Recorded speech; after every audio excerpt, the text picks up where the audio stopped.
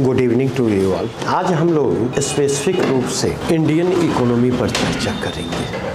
और कल लास्ट में हमने एक प्रश्न उठाया था। प्रश्न यह उठाया था कि अगर हम इंडियन इकोनॉमी के कंटेक्स्ट में देखें तो क्या प्रश्न पूछे जाते, क्या पढ़ना है क्या नहीं पढ़ना है, इस पर तो चर्चा होगी ही। लेकिन मैं ऐसा महसूस करता कि उस चर्चा के पहले एक महत्वपूर्ण पहलू है जिस पर चर्चा होनी चाहिए। जब तक उस पर चर्चा नहीं होगी आपकी समस्या का समाधान नहीं निकलेगा, आपकी समस्या का समाधान संभव नहीं है। और उस प्रश्न पर चर्चा के लिए जरूरी है कि मैं यह आइडेंटिफाई करूं कि वो समस्या कौन सी है। तो ये तो आप ही ना बतलाएंगे कि इंडियन इकोनॉमी को लेकर के आप क्या सोचते हैं। और कल वाला मौका मैं अब नहीं देने जा रहा क्योंकि 22 घंटे का समय मिला। जितना सोचना होगा आप सोच चुके होंगे, और अगर नहीं सोचे हैं तो दो ही चीजें होंगी। पहली चीज यह है कि आपने सोचने की जरूरत नहीं समझी, आपको लगा कि दूर इसी तरह फेंकते रहते, बात बनाते रहते हैं, या फिर सोचने की जरूरत इसलिए आपको नहीं महसूस हुई क्योंकि आपको समस्या ही आपके सामने ना हो। नहीं तो अगर इन दोनों में किसी कैटेगरी में है तो मैं आपकी कोई मदद नहीं कर सकता और ना आपको मेरी मदद की जरूरत है। लेकिन अगर आपने सोचने की जरूरत समझी तो 30 सेकेंड का आपके पास समय है। मेरे इस प्रश्न का जो उत्तर देना चाहें दे सकते हैं। बस एक चीज ध्यान रखिएगा कि एक से अधिक लोग अगर इस प्रश्न को रेस्पॉन्ड कर रहे हैं तो रिपीट ना किया जाए, ठीक है। अगर आपके प्रश्न आ चुके हैं पहले तब उसको नमारना तलारना कहते हैं ठेठ देसी की भाषा में। स्ट्रेच मत कीजिए, बतलाइए कोई तो एक प्रॉब्लम ये भी है। आज तक जो भारतीय अर्थव्यवस्था पढ़े हैं या तो नोट से पढ़े हैं या गाइड से, उसके लिए कोई टेक्स्ट बुक नहीं पढ़े या जो व्यापक स्तर पर उसको विस्तार करके बताया गया वो नहीं पढ़ पाए। यही प्रॉब्लम रही है। फिर मैं प्रश्न पूछूंगा क्यों नहीं पढ़े। सर जैसे जबकि उतना में काम चल गया, पीटी तक काम चल गया, मेंस तक काम चल गया, लेकिन आगे फिर काम नहीं चला उससे। ये सेटिस्फैक्टरी उत्तर नहीं है। तीसरी कैटेगरी, दो कैटेगरी आप बताए हैं, तीसरी कैटेगरी है कि सब्जेक्ट की एक समस्या रखी। ये तो मैं जानना चाहता हूँ क्या, और इसको पढ़ने में कोई रुचि ही नहीं आती। सिद्धांत होता, मैं आपकी बात से सहमत नहीं हूँ क्योंकि आपको इकोनॉमिक्स नहीं पढ़ना है, आपको इकोनॉमी पढ़ना है। इकोनॉमिक्स के दो पार्ट होते, थ्योरी और दूसरा एप्लीकेशन, प्रैक्टिकल। इकोनॉमिक्स का जो एप्लीकेशन वाला पार्ट है जिसको प्रैक्टिकल आप कहते हैं, आपको उसको पढ़ना है। आज भी आप मुझसे पूछ दें माइक्रो और मैक्रो तो मैं गड़बड़ा जाऊंगा। मैं अपनी बात बतला रहा, आपको हल्के में ले रहे होंगे, आपको मेरी ये बातें मजाक लग रही होंगी, लेकिन मैं सीरियस हूं इस बात के प्रति क्योंकि मैंने माइक्रो और मैक्रो समझने की जरूरत नहीं समझी। मुझे जरूरत महसूस नहीं हुई कि हम इस चीज में इंटर करें और इस चीज को समझने की कोशिश करें कि व्यष्टि अर्थशास्त्र क्या है और समष्टि अर्थशास्त्र क्या है। मैं ये चीज जानता हूं कि जब एप्लीकेशन पार्ट में मैं इंटर कर रहा हूं तो उस एप्लीकेशन पार्ट का विस्तार व्यष्टि से समष्टि तक है, माइक्रो से मैक्रो तक है।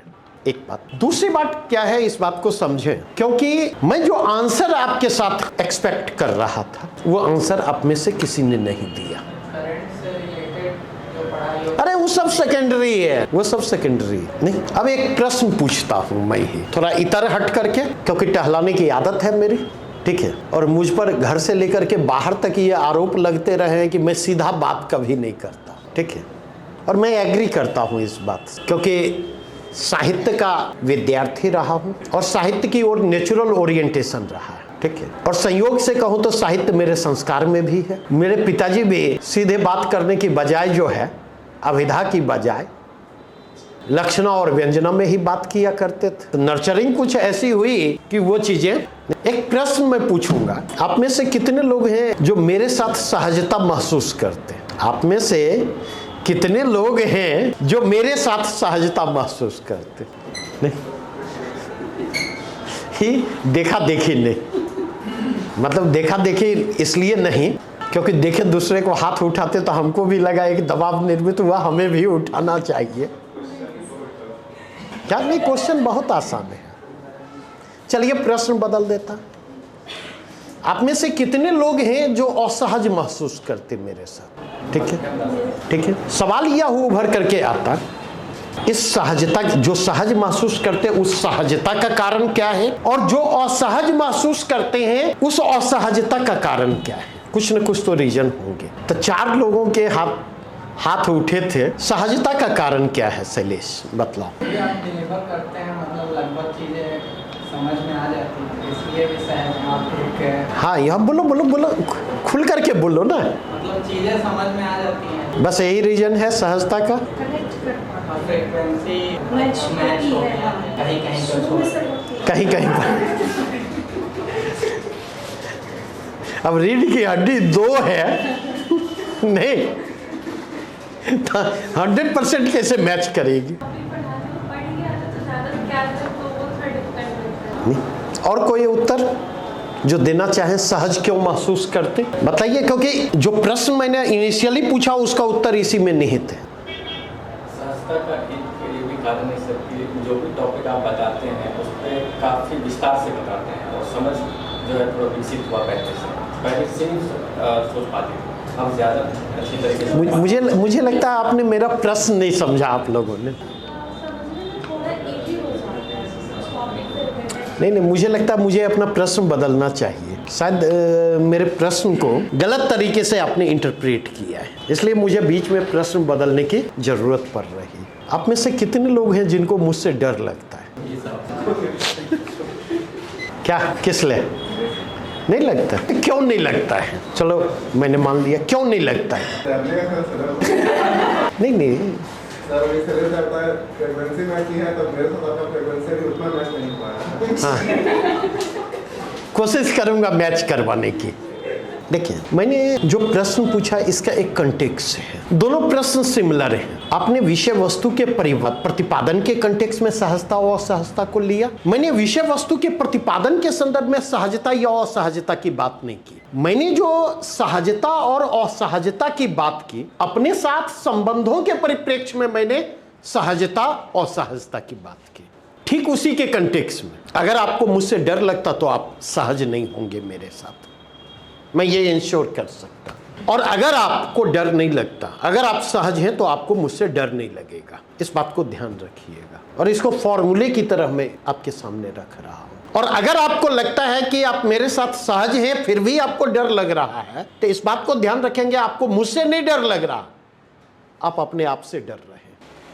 ठीक है, वो डर मुझे भी आपसे लगता है। इस डर की जो बात कर रहा, वो डर मुझे भी आपसे लगता है। अगर मैं अपने काम को ईमानदारी पूर्वक नहीं करूं, मैं प्रॉपर होमवर्क के साथ मैं यहां पर नहीं हूं। अभी एक क्लास हमने कुछ दिन पहले लिया है, और जहां तक मुझे लग रहा है कि आर्टिकल पर क्लास ले रहा था, freedom of speech, freedom of expression पर क्लास। तो उस पूरे के पूरे 2 घंटे में मुझे लगा, लगातार क्लास लेने के क्रम में मैं भटक रहा हूं। मतलब एक क्लास में जो फ्लो होता है, जो मेरा नेचुरल फ्लो है, ठीक है, वो नेचुरल फ्लो मुझे अपने उस क्लास में कहीं नहीं दिखा। और इसलिए जब वो क्लास लेकर के मैं यहाँ से बाहर निकला तो मन खिन्न था अपने आप के प्रति, एक खिन्नता सी थी। कभी कभार ऐसा होता है, और वो मन तब तक खिन्न रहता है जब तक कि अगले क्लास में मैं उसको कंपनसेट ना कर दूं। मेरी बातें स्पष्ट हुई? अब कहिएगा इस प्रश्न का यहाँ से क्या संबंध है? मैं जो इंडियन इकोनॉमी पर चर्चा करने जा रहा हूं, ये चर्चा मैं 2 कंटेक्स्ट में करने जा रहा हूं। एक मनोवैज्ञानिक संदर्भ, एक साइकोलॉजिकल कंटेक्स्ट है, और दूसरा है विषय वस्तु। यहां पर आप तब तक सहज नहीं होंगे जब तक कि आप यहां पर सहज ना हो। जैसे कल की चर्चा में मैं कह रहा था कि आप में से कई लोग होंगे जिनकी यह धारणा होगी कि अरे मैथ बड़ा मुश्किल है, 72 नंबर का पूछता है, ठीक है। और जब भी स्टैट की चर्चा आएगी, वो स्टैट नहीं है, वो डाटा इंटरप्रिटेशन है। जब भी उसकी चर्चा आती होगी या होती होगी, आपके हाथ पांव फूलने लगते होंगे, ठीक है। तो वो जो एक साइकोलॉजिकल फियर है, जो मैथ्स के कंटेक्स्ट में देखने को मिलता, वो साइकोलॉजिकल फियर इकोनॉमी के कंटेक्स्ट में भी दिखता है। एक धारणा आपने बना ली है, एक धारणा यह निर्मित हो चुकी है कि इकोनॉमी बहुत मुश्किल है, इकोनॉमी बहुत मुश्किल है, जबकि मेरी समझ यह कहती है इकोनॉमी बहुत आसान है। इससे आसान कोई दूसरा विषय नहीं है। और यह बात मैं अपने अनुभव से कह रहा हूं। आपको मुश्किल क्यों लगती, तो उसका रीजन यह है कि आपने कभी इकोनॉमी से जुड़ने की कोशिश नहीं की, आपने कभी इकोनॉमी को समझने का प्रयास नहीं किया, आपने कभी इकोनॉमी के बेसिक्स को फॉलो करने का प्रयास नहीं किया। और आपको ऐसे टीचर नहीं मिले, आपको ऐसे मेंटर्स नहीं मिले जो इकोनॉमी की अहमियत को आपको समझा सके और जो आपको यह बतला सके, इस संदर्भ में आपको कन्विंस कर सके कि इकोनॉमिक्स को कैसे आसान बनाया जा सकता है। This is the prime reason, यह सबसे महत्वपूर्ण कारण है। ठीक है, और अगर मुझसे पूछें तो अब अगला प्रश्न उठता है कि इकोनॉमी को लेकर जो डर है हमारे भीतर, उस डर को हम कैसे दूर करें। नहीं, और इसी को दूसरे संदर्भ में कहें तो मुझको लेकर जो एक डर आपके मन में है, उस डर को कैसे दूर करें। दोनों चीजें पैरेलल चल रही हैं। अब अगर मैं बात करूं मुझको लेकर डर का कारण, तो कई सारे पहलू हो सकते हैं। एक पहलू ये हो सकता है कि मैं अनुशासन पर ज्यादा जोर देता हूं। एक पहलू यह हो सकता क्लासरूम के भीतर डिसिप्लिन और स्ट्रिक्टनेस, इन दोनों चीजों को मैं फॉलो करने की कोशिश करता। एक इसका ये रीजन हो सकता कि लगातार मैं यह टटोलने की कोशिश करता कि आप हमारे साथ चल रहे हैं या नहीं चल रहे। लगातार मैं यह जानने की कोशिश करता कि आप अपना होमवर्क प्रॉपरली कर रहे हैं या नहीं कर रहे। मौके बेमौके जो है, अगर आप जाकर के देखें तो लगातार मैं टच करता हूं आपको, चलते चलते पूछ देता आपसे, अच्छा ये बतलाओ क्या होगा, ये बतलाओ क्या होगा। नहीं, कई बार आपको लगता है कि ये परेशान कर रहे हैं, ये हरास कर रहे हैं, ऐसा भी कई बार आपको लगता है। हम ही से पूछ रहे हैं, तो बदमाशी आप कीजिएगा तो पूछेंगे तो दूसरे से नहीं। एक ये पहलू भी है, ये ध्यान रखिएगा प्रिंस जी, समझे, ये भी एक पहलू है। लेकिन इसका एक दूसरा भी पहलू है। आप गौर कीजिएगा, जो जवाब देने वाले होते हैं उनसे कम पूछता नहीं, जिनको लेकर के डाउट होता उनसे ज्यादा पूछता। इसका मतलब क्या है? इसका मतलब यह है कि कहीं ना कहीं वे बच्चे भी मेरी नजरों में हैं, वही बच्चे मेरी नजरों में नहीं है जो हमारे साथ चल रहे हैं, हमारे साथ चलने की कोशिश कर रहे हैं। वे बच्चे भी हमारी नजरों में हैं जो बच्चे पिछड़ रहे हैं, जो साथ चलना चाह रहे हैं लेकिन चल नहीं पा रहे, या जो साथ चलना ही नहीं चाह रहे। तो कम से कम एक दबाव निर्मित करूं, तो दबाव निर्मित करूंगा तो उस दबाव के प्रति पॉजिटिवली रिएक्ट करेंगे तो आप हमारे साथ चलने की कोशिश करेंगे, तो इसका फायदा आपको होगा। कल ऐसा तो नहीं होगा ना कि सिलेक्शन के बाद जो है, ऐसा तो नहीं है कि अपनी सैलरी का कुछ हिस्सा हमें भेज देंगे, ऐसा है क्या? तो सुन लीजिए, हमने जाकर देख लिया है, हद्दे नजर से आगे भी रह गुजर है, हद्दे नजर से आगे भी। समझ, कम से कम यूपीएससी से लेकर के स्टेट पीसीएस, कम से कम 1000+ बच्चे होंगे मेरे संपर्क में जिन्होंने सफलता हासिल की होगी और डिफरेंट जगहों पर जो मौजूद है, अच्छे पोजीशन पर मौजूद है। उनमें से कितने लोग हैं जो आज संपर्क में हैं?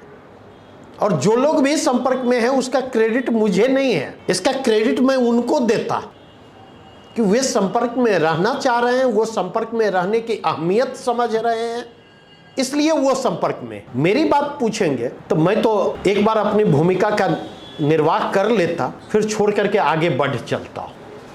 ठीक है, अजीत जी भेज देंगे थोड़ा सा पैसा, नहीं, कुछ लोग पॉजिटिव सोच रहे हैं और ये सोचना कुछ उसी तरह से है। नहीं, जब शादी के पहले माँ पिताजी को कहते ना, शादी के बाद भी मैं आपको नहीं भूलूंगा, मैं आपको नहीं छोड़ सकता, नहीं, और शादी के बाद वृद्धाश्रम भेजने की तैयारी शुरू कर देते माँ पिताजी को। तो खैर, मतलब आपकी भावनाओं का सम्मान मैं करता हूँ, लेकिन मैं जो जिस कंटेक्स्ट में मैं कह रहा हूं, एक चीज आज समझने की कोशिश करें, यह समझने की कोशिश करें कि डर डरने से होता है, डर डरने से होता है। इसका मतलब समझते? और अगर इस बात को आज समझ गए तो पूरी जिंदगी की दशा और दिशा दोनों बदलेगी। शेखर एक जीवनी एक उपन्यास है, हिंदी लिटरेचर के सिलेबस में बिहार में शामिल भी है, पहले यूपीएससी में भी सिलेबस में शामिल था। आगे का उपन्यास है, और कभी उपन्यास शब्द आता है, उपन्यास पर चर्चा आती है, तो पहला नाम जो मेरे जेहन में आता है वो आगे के शेखर एक जीवनी का, वो मेरे दिल के बहुत करीब है। ठीक है, और उस उपन्यास को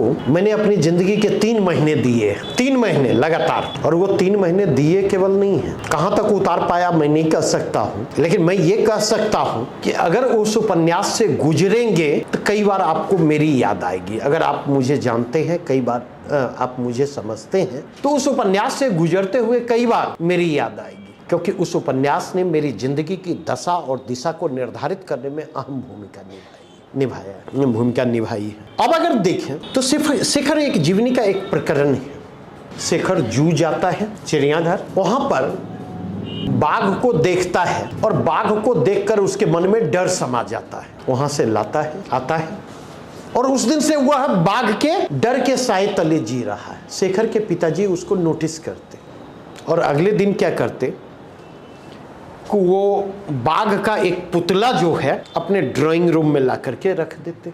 अगर आप देखें तो शुरू में चूंकि डर है उसके भीतर बाघ को लेकर के, तो वह जो है उससे डरता है, लेकिन धीरे धीरे जब उसमें हलचल नहीं देखता तो वो उसके करीब जाने की कोशिश करता है। और एक दिन क्या होता जानते हैं, वह बाघ के पुतले तक पहुंचता है, उसे छूता है, तब भी हलचल नहीं होती, तो पुतले का जो अपर लेयर था उसको फाड़ करके उसके अंदर जो क्या, अरे सही में बाघ को वो नहीं करता है चाकू से, ठीक है, वो बाघ के पुतले जो ऊपर कपड़ा का बना होता उसको फाड़ करके उसके अंदर जो घास फूस है वह निकाल करके बिखेर देता।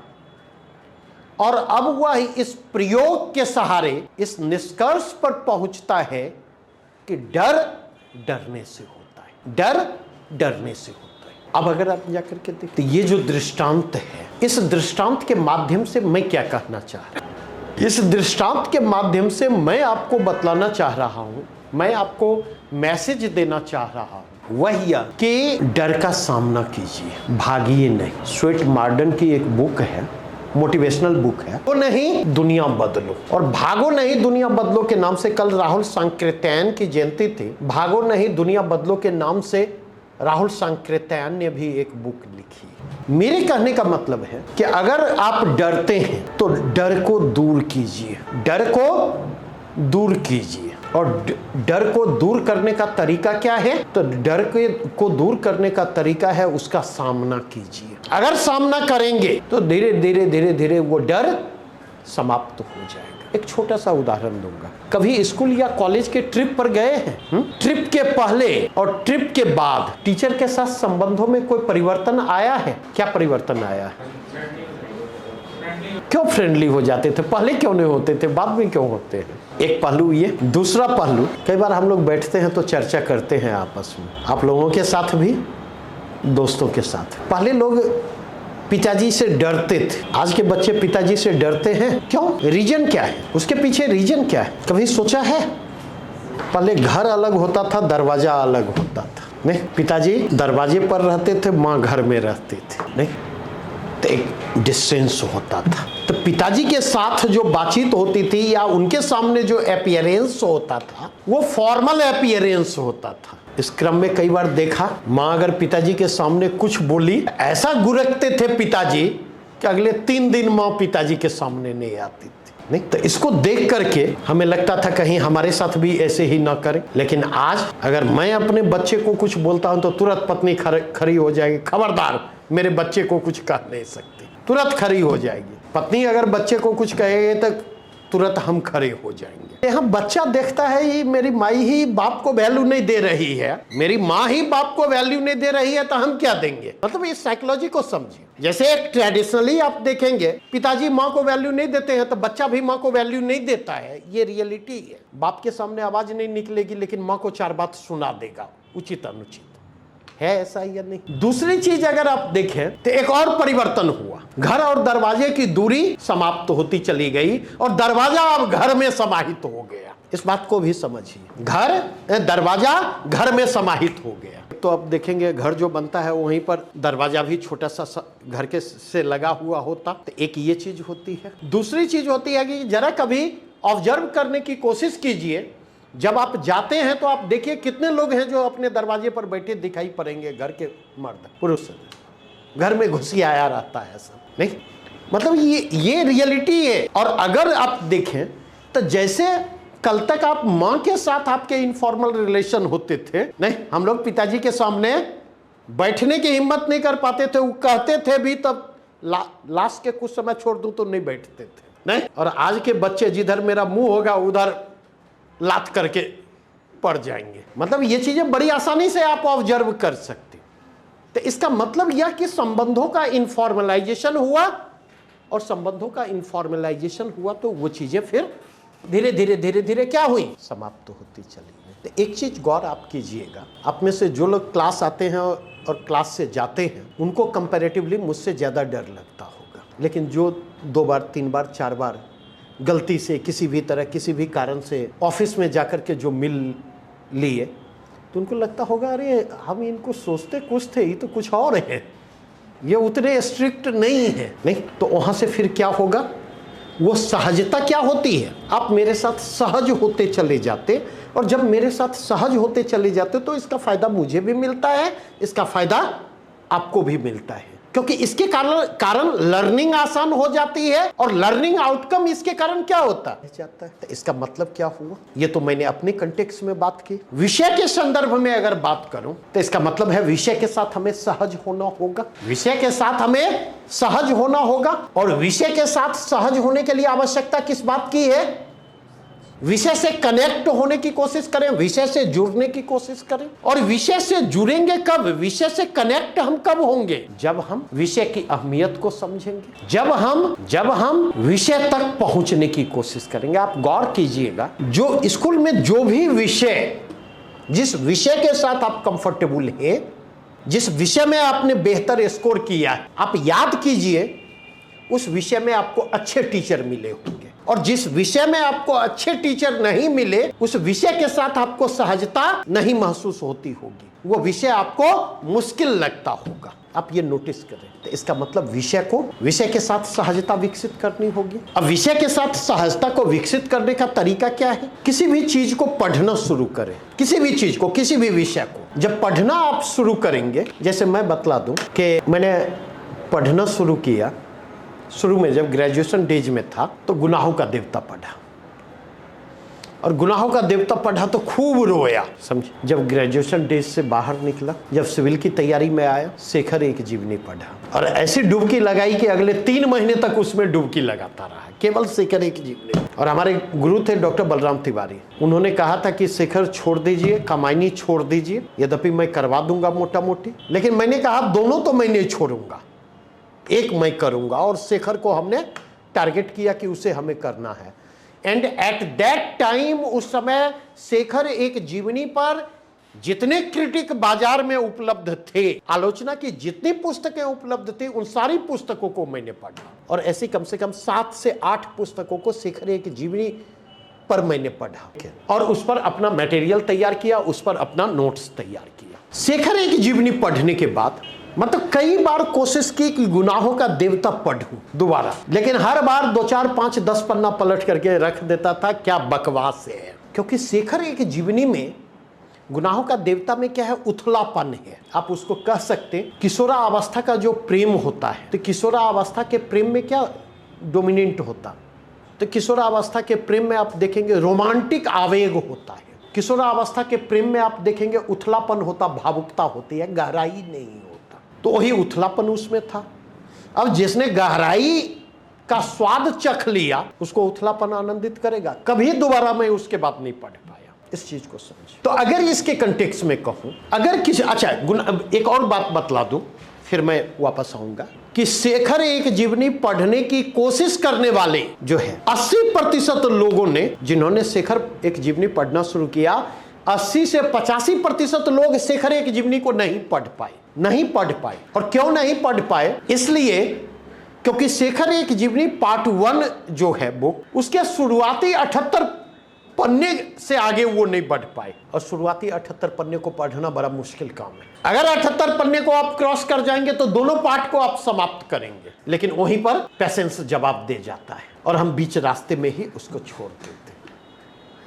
तब मैं यह बतलाना चाह रहा, किसी विषय को आप अगर पढ़ रहे तो 2 चीजें होंगी। हो सकता है उस विषय को लेकर के आपकी सोच हो कि यह विषय आसान है, और हो सकता है उस विषय को लेकर आपकी सोच हो कि यह विषय मुश्किल है। केस 1, अगर आपकी सोच है कि विषय आसान है, ठीक है, आसान मान करके आपने उस विषय को उठाया, आपने पढ़ना शुरू किया, और अगर चीजें समझ में नहीं आएंगे तो धीरे धीरे आपकी रुचि किस में तब्दील होगी, और रुचि में, और आप इंटरेस्ट क्या करेंगे, लूज करते चले जाएंगे। अगर विषय में आपकी रुचि है, चीजें समझ में नहीं आ रही, तो शुरू में थोड़ा सा फोर्स लगाएंगे, कोशिश करेंगे, लेकिन अगर वह कोशिश कामयाब नहीं रही तो फिर ऑटोमेटिकली उससे दूरियां आपकी बढ़ती चली जाएंगी। ठीक उसी प्रकार अगर विषय के संदर्भ में आपकी धारणा है कि अमुक विषय मुश्किल है, लेकिन संयोग से एक अच्छे शिक्षक आपको मिले उनकी प्रेरणा पर उस विषय को पढ़ना आपने शुरू किया, और जब पढ़ना शुरू किया चीजें समझ में आने लगी,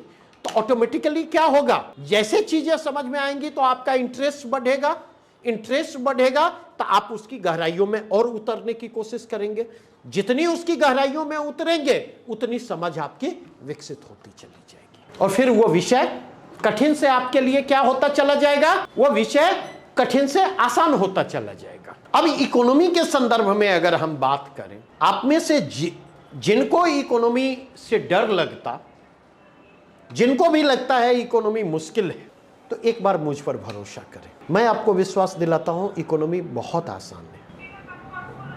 और दूसरी चीज जो है, एक और काम करें, ये कसम खा लें कि कोई भी नई चीज आएगी, कोई भी टेक्निकल टर्म आएगा, कोई भी नई चीज आएगी, कोई भी टेक्निकल टर्म आएगा, उस टेक्निकल टर्म को बाईपास नहीं करना, बाईपास नहीं करना। और बाईपास नहीं करने का मतलब है रुकें, उसे जानने और समझने की कोशिश करें, रुकें और उसे जानने समझने की कोशिश करें। ठीक है, अब सवाल यह उठता कि उसे जानने और समझने के लिए क्या करें। तो आपके हाथ में कुछ है, क्या है, दो चीजें हो सकती नहीं। आपके हाथ में स्मार्टफोन है, स्मार्टफोन केवल फोटो अपना सेल्फी खींचने के लिए नहीं।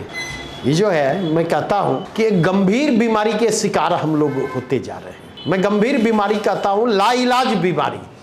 यद्यपि कई लाइलाज बीमारियां हैं, लेकिन एक लाइलाज बीमारी क्या है, अरे भाई चेहरा वैसा ही नजर आएगा ना जैसा है, क्या क्या पता, अब क्या पता कल हम ही ना हो, चेहरा ना हो। जब इतना सोच सकते थे, ये भी है कि कल हम ही ना हो, और जब हम ही नहीं रहेंगे तो वो चेहरा होना ना होना क्या वो उनकी चिंता क्या है ना। मेरी एक बात ध्यान रखेंगे, किसी के लिए आप इतने महत्वपूर्ण नहीं हैं, किसी के लिए आप इतने महत्वपूर्ण नहीं है कि आपके नहीं रहने पर उसकी जिंदगी रुक जाएगी, किसी के लिए। और ये अपने अनुभव से कह रहा हूं, ये अपने अनुभव से कह रहा हूं, समझे। और ना कोई आपके लिए इतना महत्वपूर्ण है उसके लिए हम अपनी जिंदगी को रोक दें। दोनों बातें मैं कह रहा। एक पेयर जो है कोविड के समय काफी चर्चित था, और संयोग से मैं नाम अभी रिकॉल नहीं कर पा रहा, ठीक है। सोशल मीडिया का बड़ा चर्चित पेयर था, ठीक है, और लाखों में उसके फॉलोअर थे। और कोविड के समय देखा कि छटपटाते हुए उसने दम तोड़ दिया। नहीं, क्या नाम था, नाम बोलोगी तो शायद याद आ जाए, ठीक है। मतलब उसका लास्ट जो वीडियो आया था, अंतिम समय का वीडियो था, और उसकी पीड़ा, वेदना, बेचैनी, वेंटिलेटर पर था, वो पूरी चीजें मतलब सामने आ रही थी। और जस्ट कुछ दिन पहले उसकी शादी हुई थी, और उसकी पत्नी अभी भी सोशल मीडिया पर काफ़ी एक्टिव है, ठीक है। तो इस चीज़ को समझे, इस चीज़ को समझे, जब शादी होती है ना, तो शादी का जो एक हनीमून पीरियड होता है, 6 महीना, साल भर, 2 साल, उस समय पत्नी से पूछे तो वो पति के बिना जिंदगी की कल्पना कर सकती है? नहीं कर सकती। पति से पूछे पत्नी के बिना जिंदगी की कल्पना कर सकता है? 1 सप्ताह के लिए अगर बाहर जाना होगा तो लिपट लिपट के खूब रोएगा, भोकार पाड़ पाड़ के। मैं भुक्तभोगी हूं इसलिए बतला रहा हूं, समझे, ठीक है। लेकिन कल वही पति नहीं रहता तो क्या जिंदगी रुक जाती है? जिंदगी समाप्त तो हो जाती है। समय के साथ उसके बिना जीना सीख लेते हैं या नहीं? एक माँ से पूछे, क्या वो अपने बच्चे के बिना अपने जीवन की कल्पना कर सकती है? कर सकती है? नहीं कर सकती। लेकिन कल जब वो बच्चा नहीं रहता तो क्या उसकी जिंदगी खत्म हो जाती है, या फिर वो अपनी जिंदगी को वापस पटरी पर लाती है, जीना शुरू करती है? जीवन का सच यही है, और जीवन का सच यही है, समझे, कि अगर जीना है तो भूलना बहुत जरूरी है। अगर जीना है तो भूलना बहुत जरूरी है। अगर आदमी भूलना ना जाने तो वो अपनी जिंदगी नहीं जी सकता। ये बातें मुझ पर भी उतनी ही लागू होती जितनी आप पर लागू होती।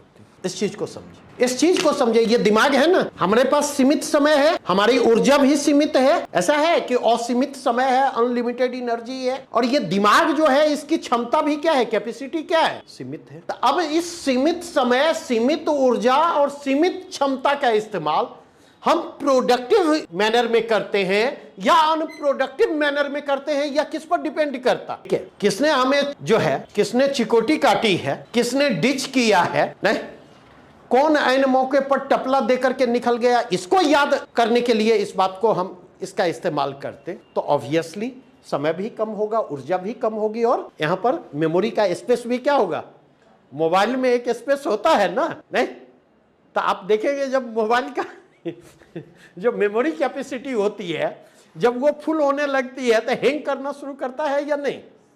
तो उस स्थिति में क्या करते हैं बोलिए? उसी फोटो को जिसको बड़े प्रेम से आपने खींचा था, समझे, नहीं, चुन चुन करके डिलीट मारना शुरू करते हैं, वीडियो को डिलीट मारना शुरू करते हैं, ताकि स्पेस क्रिएट हो नई चीजों के लिए। और फिर मैं कहता हूं नहीं, ये मोबाइल की मेमोरी आदमी के द्वारा बनाई गई है और ये मेमोरी ईश्वर के द्वारा बनाई गई है। मोबाइल की मेमोरी में आपको डिलीट करने के लिए एफर्ट करना पड़ता, और ईश्वर ने जो मेमोरी बनाई है तो इसकी दो खासियत है। नंबर 1, इसकी खासियत है कि इसकी कैपेसिटी जो है फ्लेक्सिबल है, और दूसरा इस मेमोरी की एक और खासियत है, ऑटो सेटिंग है, ऑटो डिलीट की व्यवस्था है इसमें, ऑटो डिलीट की व्यवस्था है। आज आपको अपने बचपन की हर छोटी से छोटी बात याद है? अरे इंपॉर्टेंट बातें याद है, हर मोमेंट में बतला सकती हो कितने तारीख को कितने बजे कितना बज के कितना मिनट पर क्या हुआ था?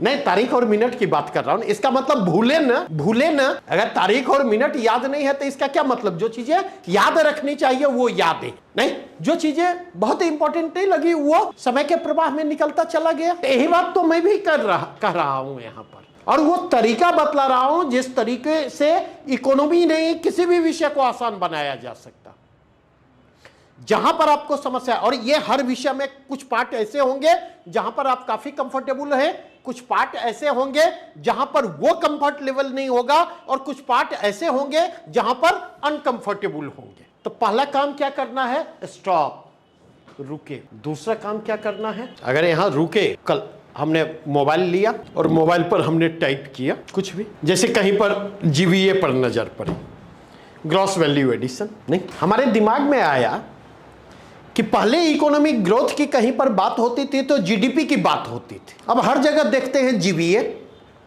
ये अंतर क्या है GDP GVA में? तो हमने मोबाइल पर टाइप किया, गूगल बाबा को कहा कि गूगल बाबा बतलाइए differences between GDP and GVA। Google बाबा ने क्विक रिस्पॉन्ड किया, क्विक रिस्पॉन्स आया, कई सारे ऑप्शन आए, ठीक है। तो हमने खोला, एक को देखा, दूसरे को देखा, तीसरे को देखा, समझ में नहीं आया क्या? तो एक रिएक्शन होगा, चलो मुश्किल है छोड़ देते हैं। दूसरा क्या रिएक्शन है? हमने कलम उठाई, कॉपियां खोली, एक को पढ़ा और उसको ब्रेक करके नोट डाउन किया, दूसरे को पढ़ा, वहां पर कुछ और पॉइंट मिले, नोट डाउन किया, तीसरे को पढ़ा, कुछ और पॉइंट हुए, नोट डाउन किया।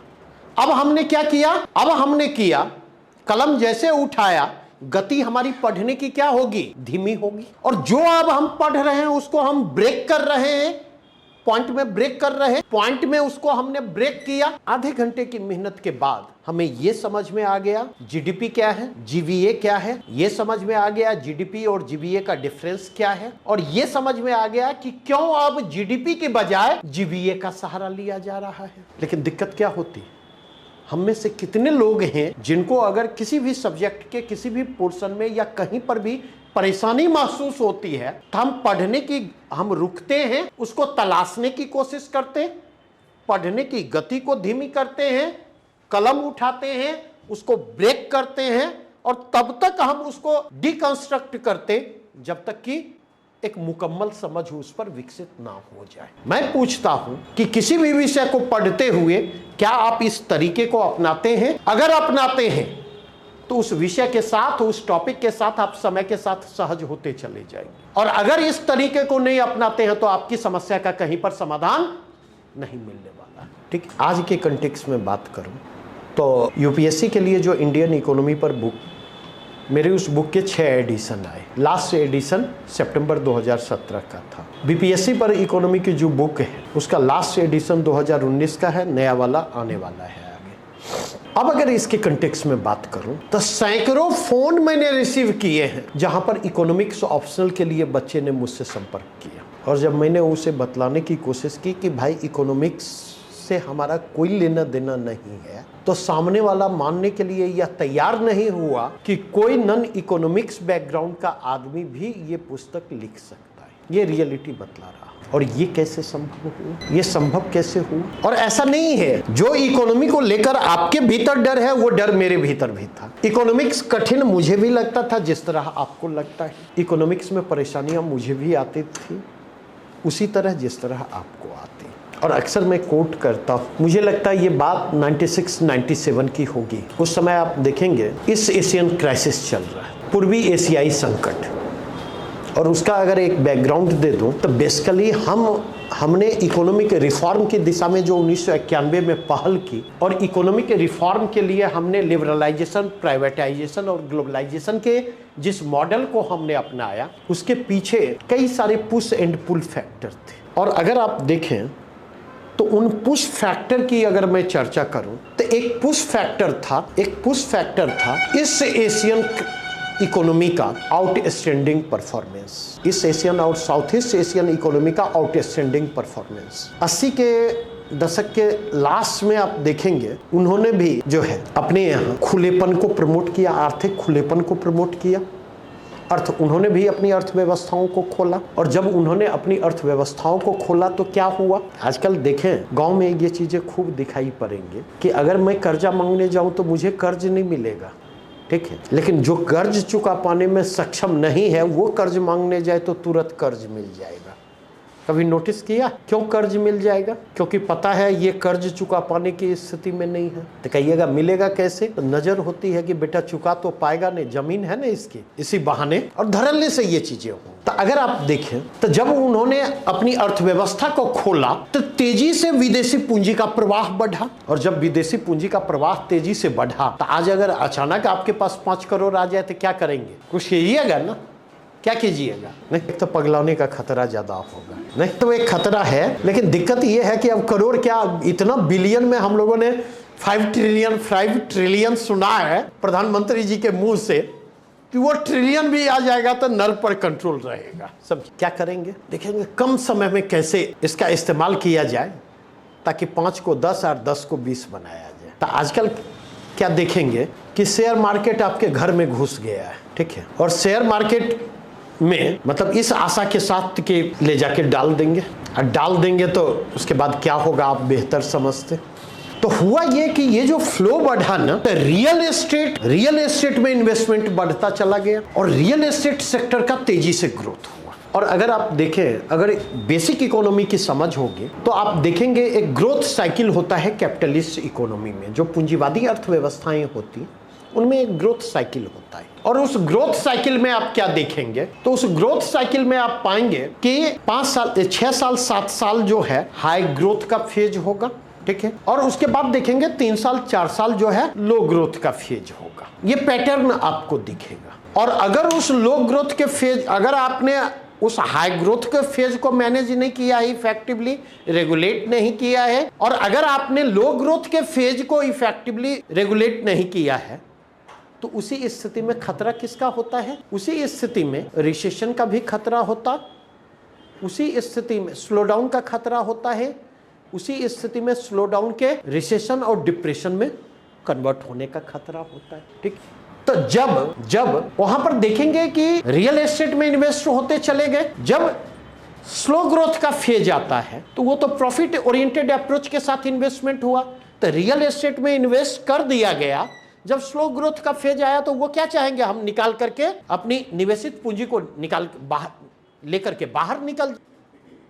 और रियल एस्टेट ऐसा सेक्टर है जिसमें ये चीज मुमकिन है इमीडिएट, और जब ऐसा नहीं होगा तो उस स्थिति में क्राइसिस क्या होगा? एक फ्लो रुकेगा और दूसरी ओर आउटफ्लो तेज होगा, तो वो क्राइसिस डिपेंड करता चलेगा। तो जिन्हें एक दौर में एशियन टाइगर्स कहा जाता था वो क्राइसिस की स्थिति में पहुंच जाते, और माना जाता है कि इस एशियन और साउथ ईस्ट एशियन इकोनॉमी का जो ये शानदार परफॉर्मेंस था, इसने भी भारत पर हुआ दबाव निर्मित किया, जिस दबाव के कारण भारत ने इकोनॉमी के रिफॉर्म की दिशा में पहल की और लिबरलाइजेशन, प्राइवेटाइजेशन, ग्लोबलाइजेशन की नीति को अपनाया। और मैं ये बतला रहा हूं कि इकोनॉमी के डर को मैंने कैसे समाप्त किया। संयोग से इसी तरह हम लोग 2 रूम के फ्लैट में रह रहे थे, तो शाम में बैठे हुए थे, कुछ मित्रों के साथ डिस्कशन चल रहा था, इन्हीं चीज़ों पर चर्चा चल रही थी। इन्हीं चीज़ों पर चर्चा चल रही थी तो हमारा एक मित्र था जो अभी सॉफ्टवेयर इंजीनियर है, समझे, कॉलेज में हम लोग साथ थे, हिस्ट्री ऑनर्स, समझे। कहिएगा तो हिस्ट्री ऑनर्स तो सॉफ्टवेयर कैसे, तो उसकी एक लंबी कहानी है। लेकिन उस समय हिस्ट्री ऑनर्स वाले भी MCA की पढ़ाई कर सकते थे, अब नहीं कर सकते। अब मैथ कंपलसरी है, बिना मैथ के आप MCA नहीं कर सकते। तो उसने कुछ सार्केस्टिक कमेंट किया, मुझे बुरा लगा, तो मैंने वहाँ पर कुछ रिस्पॉन्ड नहीं किया। लेकिन उस दिन हमने सोच लिया कि अब इसको हमें रिस्पॉन्ड करना है। I have to prove myself. अब समस्या थी, अब आगे कैसे बढ़े। तो दो चीजें होती हैं उस समय। देखेंगे 2-3 न्यूज़पेपर तो हम लोग खुद लेते थे। हिंदुस्तान हमारा मित्र लेता था, जनसत्ता हम लोग लेते थे, और एक हिंदू लेते थे। तो एक हमारा मित्र था बिहार शरीफ, तो उसको हमने तैयार किया इकोनॉमिक न्यूज़पेपर लेने के लिए। और उस समय इकोनॉमिक न्यूज़पेपर 2 ही आते थे, एक अमर उजाला कारोबार और दूसरा न्यूज़पेपर आता था द इकोनॉमिक टाइम्स हिंद। तो उसने अमर उजाला कारोबार लेना शुरू किया, और मेरा काम था कि शाम के समय में निकलते थे, उसके यहाँ पहुंचे, आधे घंटे 1 घंटे बैठे, गपशप हुआ, चाय वाय पिए, और उस दिन का पेपर लेकर के अपने यहाँ आ जाते थे, और रात में बैठ करके उस पेपर को पढ़ा। अगले दिन फिर सब में जब जाते थे तो वो पेपर लेते जाते थे, उसे दे देते थे, और उस दिन का पेपर फिर लेकर के आते थे। तो एक तो ये प्रक्रिया चली। इसी क्रम में एक दूसरी चीज होती है, एक अच्छे टीचर मिले। अच्छे टीचर मिले इस कंटेक्स्ट में, क्योंकि संयोग से मेंस दे रहा था, तो मेंस दे रहा था तो ज्वाइन किया क्लास। तो वहाँ पर वो इकोनॉमी पढ़ाते थे।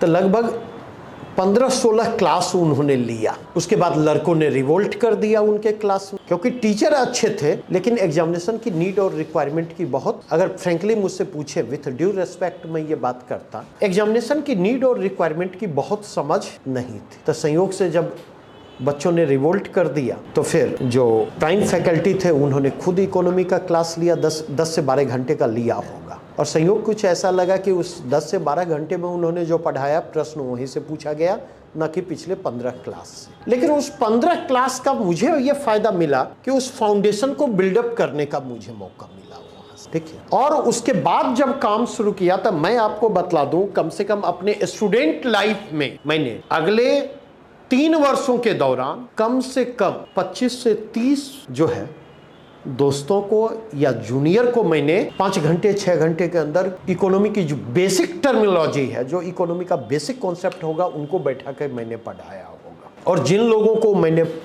पढ़ाया उनमें हमारा वो मित्र भी शामिल था।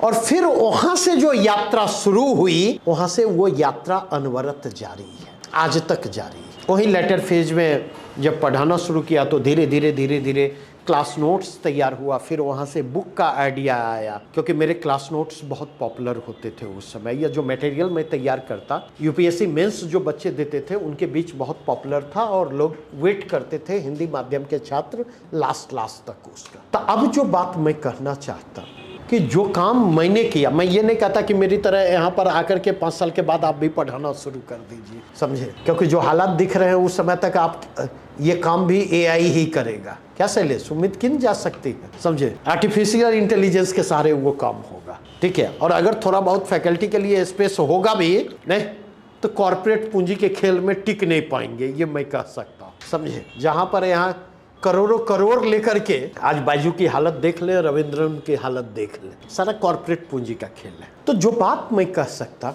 मैंने इतनी चर्चा इसलिए की, विषय की विषयांतर भी चर्चा मैंने आपके साथ की कि आपको 2 चीजों के लिए तैयार करो। पहली चीज, आप यह समझने की कोशिश करें कि इकोनॉमी मुश्किल नहीं है, जस्ट बिलीव मी, मुश्किल नहीं है, ठीक है। दूसरी बात, मैंने यह बतलाने की कोशिश की कि अगर आपको इकोनॉमी मुश्किल लगता है तो आप अपने नजरिए को बदलें। अगर चीजें मुश्किल लगती हैं तो सकारात्मक नजरिया अपनावें, सकारात्मक नजरिए के साथ उस प्रॉब्लम को रिस्पॉन्ड करें। बीमार पड़े या बीमार को कभी देखा हो, रिकवरी स्लो कहाँ होती है और रिकवरी फास्ट कहाँ होती है, कभी ये चीज ऑब्जर्व किया है? रिकवरी स्लो कहाँ होती है और फास्ट कहाँ होती है? मतलब अगर बीमार को ये लगता है कि नहीं कुछ नहीं हुआ है, हम ठीक हो जाएंगे, ठीक, तो वहां पर रिकवरी रेट कंपैरेटिवली बेहतर होता है, रिकवरी फास्ट होती है। और अगर बीमारी को एहसास दिला दें कि वो बीमार है और उसका उबर पाना मुश्किल है, तो वो रिकवरी और स्लो हो जाएगी, वो रिकवरी और स्लो हो जाएगी। और इसलिए अगर देखें, दवा सेकेंडरी है, मेरी बात ध्यान रखें, मेडिसिन सेकेंडरी है, प्राइमरी क्या है? प्राइमरी दो चीजें, अपनी रिकवरी के प्रति मरीज का भरोसा, और दूसरी चीज जो डॉक्टर उसका इलाज कर रहा है उसके प्रति भरोसा। नहीं, अगर ये दो भरोसा है तो रिकवरी फास्ट होगी, और अगर ये भरोसा नहीं है तो रिकवरी मुश्किल होगी, ये मैं कह सकता। तो इस चीज को समझिए, ये फॉर्मूला यहां पर भी काम करता है। अगले मोटा मोटी लेकर के चले 2 से 2.5 महीना मैं इकोनॉमी पर दूंगा, 2 महीना करीब, ठीक है। और एक कसम आप खा लें कि अदर विषय हम तभी पढ़ेंगे जब यहां से समय बचेगा, ये कसम खा लें। और इसकी मैं गारंटी देता हूं कि आप साथ चलने की कोशिश करें, आप इंस्ट्रक्शन को फॉलो करने की कोशिश करें। इसकी गारंटी मैं देता हूं कि इकोनॉमी आसान होगी आपके लिए, और वाकई आपको लगेगा इकोनॉमी बहुत आसान है। तो ये तो साइकोलॉजिकल फैक्टर की बात हुई। मनोवैज्ञानिक रूप से अगर बात करो, सवाल यह उभर करके आता, जो पेपर 2 है, जीएस पेपर 2 में सेक्शन बी कह ले या सेक्शन 2 कह, अगर इसके सिलेबस को डिफाइन करें तो इसमें क्या आता? तो इसमें आता है, एक पार्ट है भारत एवं बिहार का भूगोल, और इसका दूसरा पार्ट क्या है? नहीं, Indian economy along with Bihar economy. अगर रिसेंट ट्रेंड की बात करूं, और रिसेंट ट्रेंड का मतलब अगर मैं लास्ट 2 ईयर के ट्रेंड की बात करूं, तो पिछले 2 साल का ट्रेंड आप क्या देखेंगे कि ये जो सब सेक्शन है इसकी अहमियत क्या है? इसकी अहमियत बढ़ती हुई दिख रही है। और अगर यह सेक्शन देखें तो इसकी अहमियत क्या है? कम होती हुई दिख रही है, ठीक है। अब अगर इसके कंटेक्स्ट में हम बात करें तो हम क्या पाते हैं? नॉर्मली आप लोग क्या करते हैं? भेड़ चाल एक होती है, ठीक है।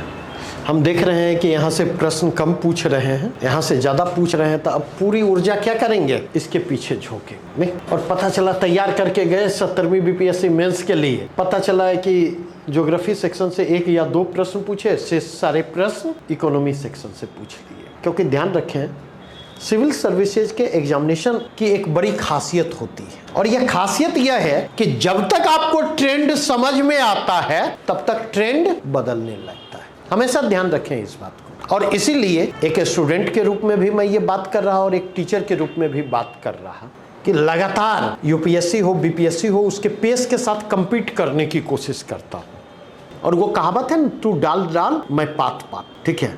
कभी उसको हम पटकनी देते, कभी वो भी हमें पटकनी दे देता है, समझे, लेकिन हार नहीं मानता। तो अगर इस खतरे से बचना है तो इसके लिए क्या करना होगा? इसके लिए हमें इसको फोकस तो करना होगा, लेकिन इसको इग्नोर करने से परहेज करना होगा। और हमेशा यह बात ध्यान रखें, रिस्क आप भी लेते, रिस्क मैं भी लेता हूं, लेकिन आपके रिस्क लेने की जो स्ट्रैटेजी है और मेरे रिस्क लेने की जो स्ट्रैटेजी है, दोनों में अंतर है। और यह अंतर क्या है? आप 10% कम मेहनत करने के लिए रिस्क को मैक्सिमाइज कर लेते, और मैं 10% ज्यादा मेहनत पर जोर देकर उस रिस्क को मिनिमाइज कर देता।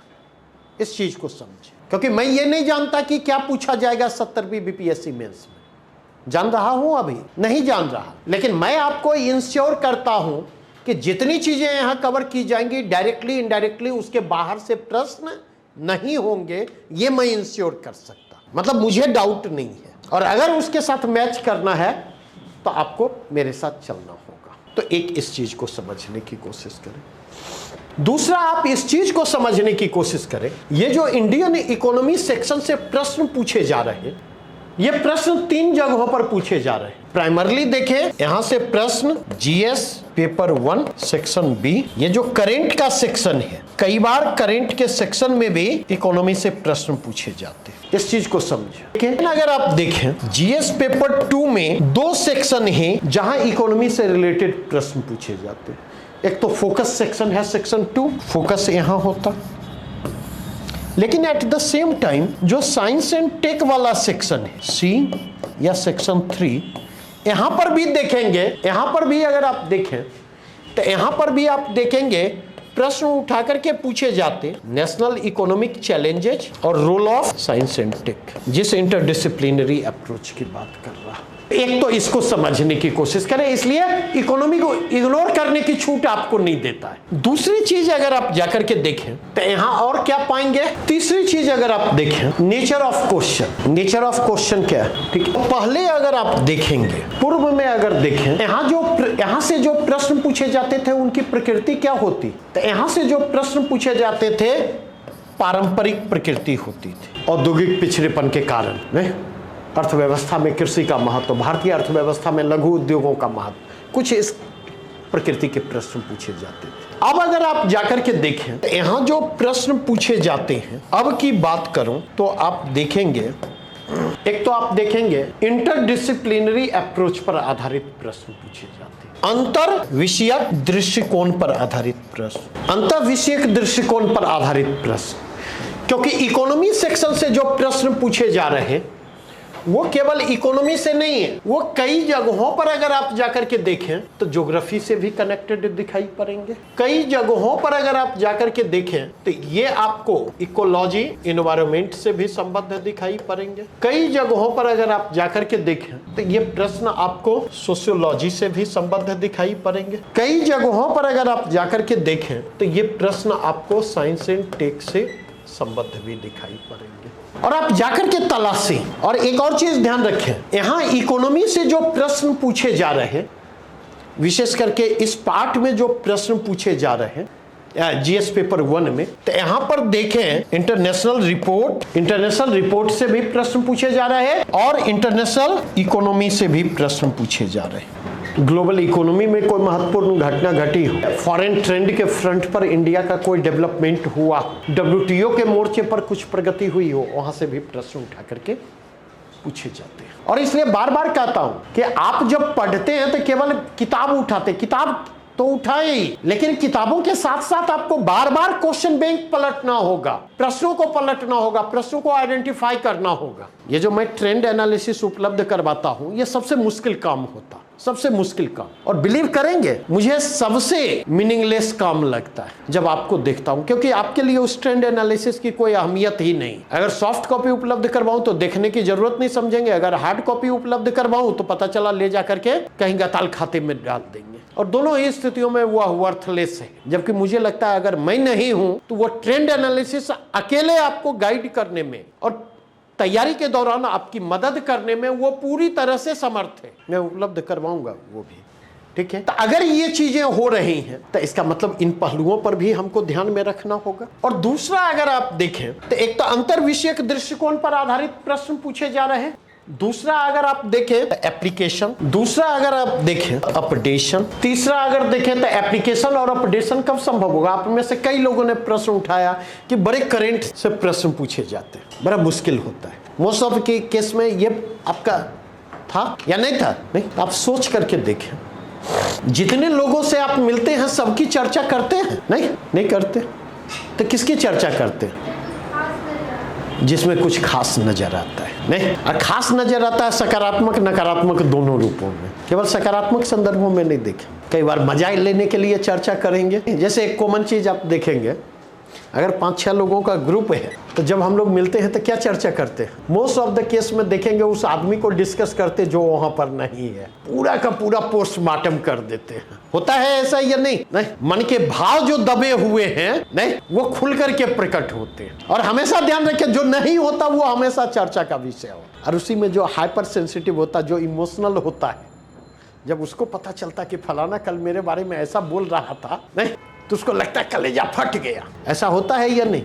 वो एक बार भी ये नहीं सोचता कि वो जब नहीं था तो हमने उसके बारे में क्या बोला। तो आप इस चीज को समझने की कोशिश करें। ये जो करेंट को कर रहे हैं, करेंट नहीं, तो चटनी टेस्ट मेकर का काम तब न करेगी जब भात दाल और तरकारी मौजूद हो, थाली में रोटी सब्जी मौजूद हो, नहीं, जब आपके पास समझ है, अंडरस्टैंडिंग है, अगर आपके पास विषय वस्तु की समझ है, ठीक है, तो विषय वस्तु की जब समझ होगी तो ऑटोमेटिकली एक क्यूरियोसिटी होगी कि देखे क्या प्रोग्रेस हुआ है इस मसले पर क्या प्रोग्रेस हुआ है, ऑटोमेटिकली क्यूरियोसिटी होगी। और जब विषय वस्तु की समझ ही नहीं है और आपको यही नहीं पता है कि इंडेक्स ऑफ इंडस्ट्रियल प्रोडक्शन क्या है, अगर यही नहीं पता है, नहीं, ठीक है, तो क्या आपको लगता है कि आप यह समझने की कोशिश करेंगे, पेपर में न्यूज पर नजर गई कि औद्योगिक समृद्धि में उछाल, औद्योगिक समृद्धि में गिरावट, तो आपकी पहली प्रतिक्रिया होगी बेल के गाछ में बेल पाकले उसे कौआ बाप के की, वो औद्योगिक समृद्धि में उछाल हो जाए या गिरावट हो जाए हमारे लिए तो सब बराबर है, सब बराबर है। लेकिन जब समझ होगी इंडेक्स ऑफ इंडस्ट्रियल प्रोडक्शन की, तब आप ये जानने की कोशिश करेंगे कि आईआईपी में अगर उछाल है तो उस उछाल के रीजन क्या है। अगर यह समझ विकसित है आपकी, जीडीपी बढ़ रही है, घट रही है, दो ही चीज होगा ना, या स्थिर होगी। तो जीडीपी बढ़ रही है, अगर आपको पता है कि जीडीपी अगर बढ़ रही है, और जीडीपी में 3 सेक्टर हैं, प्राइमरी सेक्टर है, सेकेंडरी सेक्टर है, टर्शियरी सेक्टर है। Agriculture and it's allied activities, mining primary sector, secondary sector में मैन्युफैक्चरिंग एंड कंस्ट्रक्शन, और टर्शियरी सेक्टर में सर्विसेज। नहीं तो अगर ये चीजें हम जान रहे, तब हम ये जानने की कोशिश करेंगे अच्छा जीडीपी अगर बढ़ रही है तो क्यों बढ़ रही है, प्राइमरी सेक्टर बेटर परफॉर्म कर रहा है या सेकेंडरी सेक्टर बेटर परफॉर्म कर रहा है या टर्शियरी सेक्टर बेटर परफॉर्म कर रहा है। एक चीज।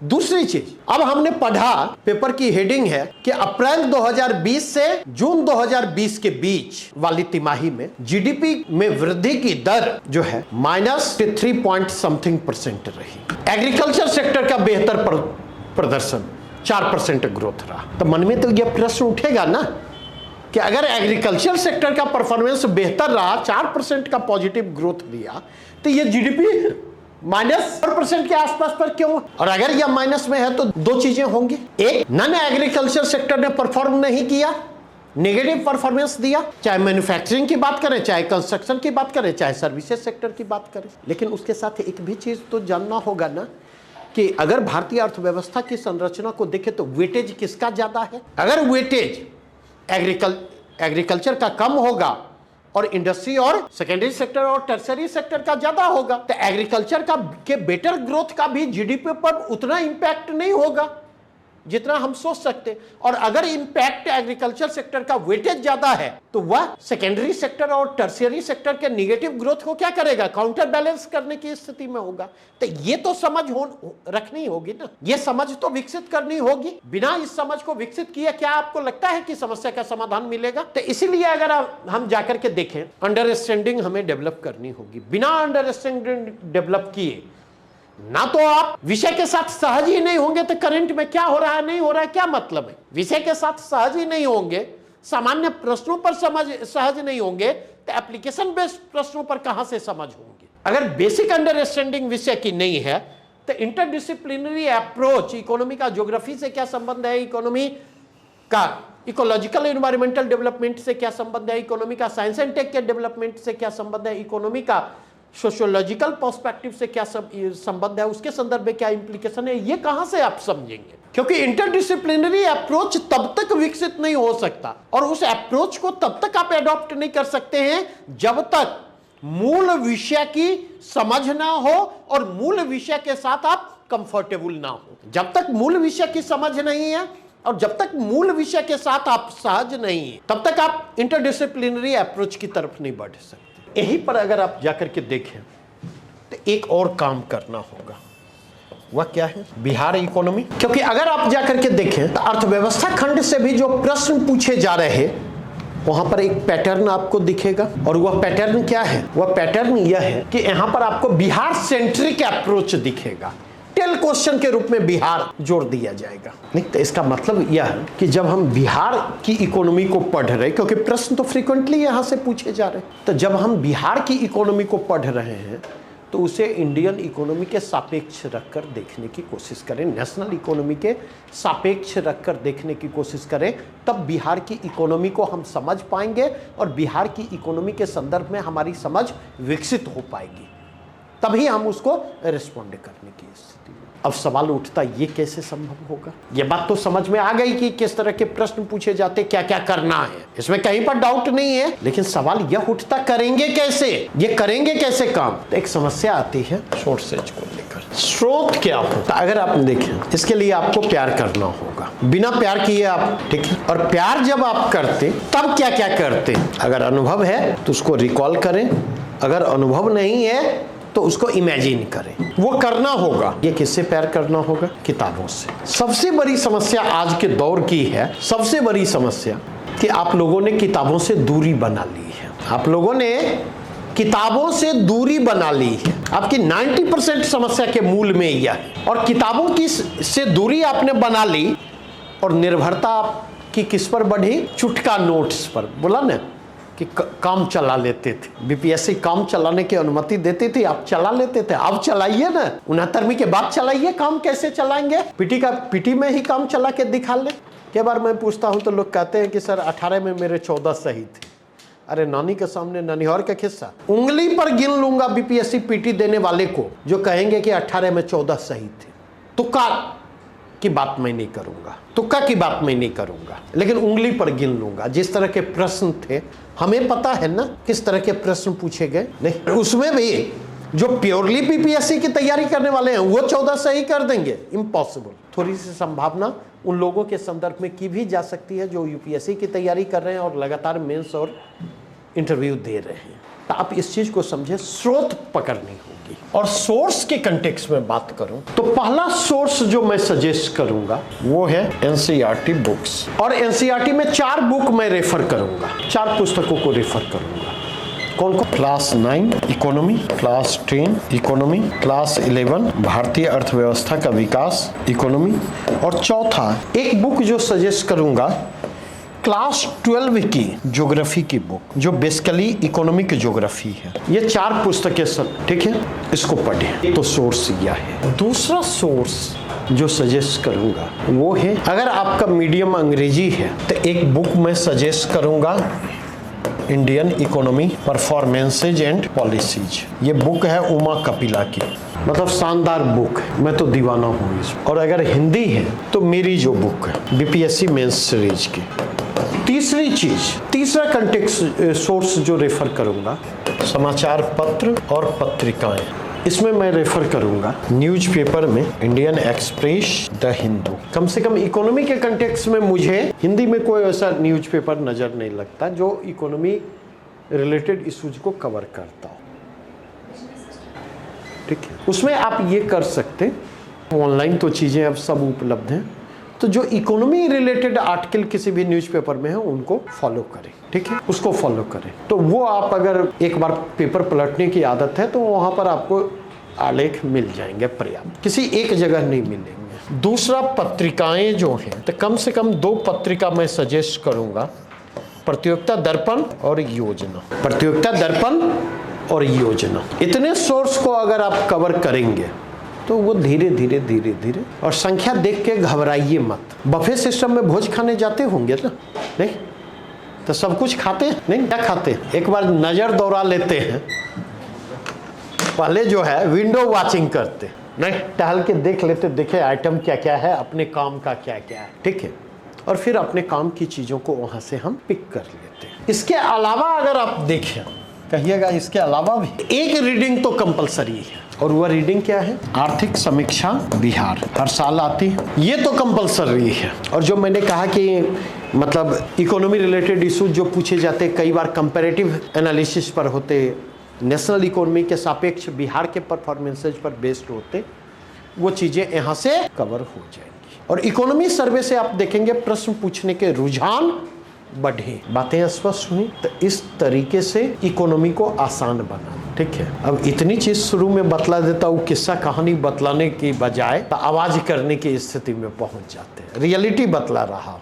क्या निधि, वैसे भी थोड़ा सा दबाव बढ़ गया होगा, नहीं बढ़ा है? हाँ, कि बाप रे बाप इतनी किताब, इनको कुछ कहने में लगता है गिना दी ये किताब, समझे? तो अरे गिनाया नहीं है, समझे? सिंपल सी चीज एक बात बतला दूं, हम लोग प्री के लिए कह रहा हूँ, जीएस छोड़ दीजिए, ऑप्शनल में 40 से 45 पुस्तकें पढ़ते थे, केवल प्री के लिए, यूपीएससी प्री के लिए। और कहिए तो नाम गिना दूंगा जो पढ़ी हुई पुस्तकें। ठीक है, और अगर आपको लगेगा कि हवा दे रहे हैं तो कुछ शर्त रखिए, दिल्ली जब जाऊंगा तो फोटो खींच के भेज दूंगा कि देखिए ये किताब मेरी पढ़ी हुई है या नहीं, क्योंकि मेरी आदत है, मैं पढ़ता हूं तो रंग करके पढ़ता हूं। ठीक है, तो सब काम करते हुए उतना पढ़ लेता था। हाँ, एक फायदा आपकी तुलना में था, एडवांटेजियस पोजीशन। ठीक है, इमोशनल डिस्टर्बेंसेस जितने हो, मोबाइल डिस्टर्बेंसेस हमारे समय में नहीं, समझे? ठीक है। तो आप लोग जो अपना quality time on an average कितना समय मोबाइल पर जाता है मोना? कितना समय लगभग जाता है? अरे कोई हर्ज नहीं है बोलने में, नहीं। तो हमें तो पता है कि ऑन एन एवरेज 6 से 8 घंटे का समय मोबाइल पर जाता है। अब देख लें, अपने हिसाब से संशोधित कर लें। मैं तो इसको फाइनल लॉक कर रहा हूँ, 6 से 8 घंटे का समय। तो चाहे मोबाइल पर आप किसी पढ़ने के बहाने खोलें, चाहे फेसबुक के बहाने खोलें, व्हाट्सएप के बहाने खोलें, तो ये डिस्टर्बेंसेज हम लोगों के समय नहीं, ठीक है। और वाकई ये चुनौती, बड़ी चुनौती अभी की स्थिति में, समझे? और वो कहावत है ना ठेठ देसी में, सैया के बिना रहलो न जाए और सैया का बात सहलो न जाए, समझे? तो दिक्कत हम लोगों के साथ अब यही है कि मोबाइल के बिना हम रह भी नहीं सकते, और मोबाइल को हम बर्दाश्त करने की भी स्थिति में नहीं है, क्योंकि वह हमारी प्रोडक्टिविटी को एडवर्सली प्रभावित कर रहा है। हाँ, नहीं, नेसेसरी एविल नहीं है। आप लोगों की समझ जो कहती हो, मेरी समझ यह कहती है, there is no alternative of hard copy, there is no alternative of hard copy, ठीक है? कोई अल्टरनेटिव नहीं है, बुक का कोई अल्टरनेटिव नहीं है। तो आप ये पूछ सकते हैं कि आप क्यों नहीं छोड़ देते? तो उसके 2 रीजन हैं, ठीक है। एक तो आपकी तरह हमको यूपीएससी बीपीएससी अब कम्पीट नहीं करना है, ठीक है। और दूसरा रीजन है कि मोबाइल का सपोर्टिव रोल जो है महत्वपूर्ण हो गया है, असिस्ट करता है, ठीक है। हम जैसे लोग कहीं पर फंसने लगते, एक बार गूगल पर गए, ठीक है, तो उसके लिए बुक लेकर के चलने की हमेशा जरूरत है, और कोई जरूरी नहीं है कि जो बुक आप लेकर के चल रहे हैं उसमें वो चीजें मिल ही जाए। तो ये एक उसका फायदा होता। लेकिन समस्या क्या है, आप लोग जो यहाँ पर हैं, कितने फोन नंबर याद होंगे? नहीं। और मुझसे पूछें तो आप लोगों की उम्र में जब थे तो अपने जवानी के दिनों में सैकड़ों फोन नंबर याद रहते थे जुबानों पर, सैकड़ों की बात कर रहे हैं। और आज भी जितने फोन नंबर याद है, गिना सकता हूं, वो आधे से ज्यादा उस समय के, आधे से ज्यादा उस समय के हैं, अभी के नहीं के। मतलब एक बार कुछ घटना घटी, दिल्ली के लिए मैं निकल रहा था, दिल्ली के लिए निकल रहा था और फोन मेरा रूम पर ही यहाँ छूट गया, और आधे रास्ते राजेंद्र नगर तक पहुंच चुके थे। अब लौटना भी खतरा हो जाता, ठीक। अब याद कर रहा हूँ कि संस्थान फोन कर देता हूँ, कोई फोन लेकर के आ जाएगा, समझे? तो एक बड़ी मुश्किल से 2 लड़कियां जा रही थी, तो रिक्वेस्ट किया, तो पहले तो हिचकिचाई, पता नहीं कहीं मोबाइल ही लेके भाग जाए, ये भी एक बड़ी समस्या है। लेकिन फिर उसने कहा नंबर बतलाने के लिए, तो अब नंबर ही याद नहीं आ रहा है। हमने बोला अच्छा एक बार यूट्यूब खोलिए, तो यूट्यूब उसने खोला, तो फिर सार्थक संवाद खुलवाया, तो वहाँ पर नंबर था। हमने कहा इसमें किसी पर कर दीजिए, तब मतलब बात हुई, तो हमने कहा कि ऐसे ऐसे लेकर के वहाँ पहुँचिए। तो ट्रेन खुलने के 5 मिनट पहले मैंने रिसीव कर लिया। तब मैं ये चीज़ बतला रहा हूँ, इस चीज़ की चर्चा कर रहा हूँ कि इसका कारण क्या है। ऐसा नहीं कि नंबर याद नहीं रख सकता, लेकिन अब मोबाइल हाथ में है तो नंबर को याद रखने की जरूरत नहीं है। लेकिन इसके कारण कई बार आप देखेंगे हम गहरे संकट में फंस जाते, मोबाइल ऑफ हो जाए। ये तो नोकिया वाला सेट नहीं है कि जो 4 दिन तक भी एक बार चार्ज किए चलेगा, नहीं, वो तो कभी भी बैठ सकता है, और बैठ गया तो आपका हाथ पैर सब बंद। तो इसलिए हमने कहा कि थोड़ा सा चीज़ों को जुडिशियस रूप में यूज कीजिए। और हमेशा मेरी बात ध्यान रखें, समस्या अगर साइकोलॉजिकल है तो सॉल्यूशन भी साइकोलॉजिकल होगा, हमेशा इस बात को ध्यान में रखिए। और दूसरी बात जो कहना चाहूंगा कि ये बात ध्यान रखिए, हर स्थिति में जो है रियल प्रॉब्लम जो है, तो रियल प्रॉब्लम को पॉजिटिव माइंडसेट के साथ एड्रेस करना होगा। अगर ऐसा करेंगे तो चीजें आपके लिए आसान होंगी। क्लियर? तो कल ईद का बंद रहेगा, परसों हम लोग स्ट्रेट फॉरवर्ड सिलेबस डिफाइन करते हुए एनसीईआरटी की बुक जो है, मतलब 2 चैप्टर पढ़ करके आएंगे। एक क्लास 9th की एनसीईआरटी में पॉवर्टी का चैप्टर है, ठीक है, और क्लास 11 की एनसीईआरटी में पॉवर्टी का चैप्टर है। ये दोनों चैप्टर पढ़ करके आएंगे। Okay, thank you.